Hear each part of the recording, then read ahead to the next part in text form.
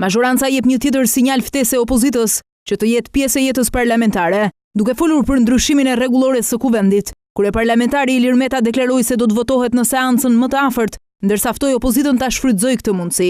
Ndryshimi fundit i rregullores i iniciuar me propozimin e kryetarit të grupit parlamentar të Partisë Socialiste zotit Ruçi dhe në seancën më të afërt do ta konkretizojmë, pra do ta votojmë.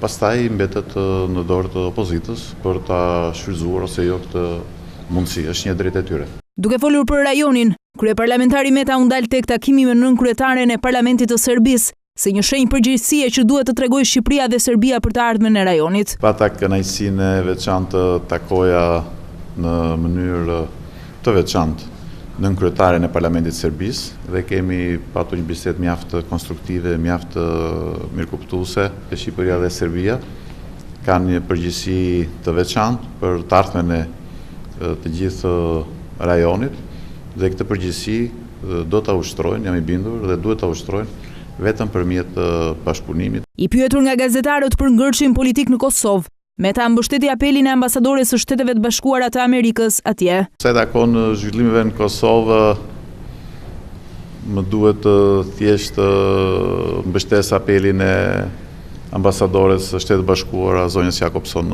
atje. Këto komente e kreu i kuvendit i bëri pas takimit të 8 të grupit të punës të bashkëpunimit të Europës Juglindore, gjatë së cilit Meta vuri theksin tek domosdoshmëria për të bashkëpunuar e për të pasur sa më shumë paqe e stabilitet në rajonin tonë.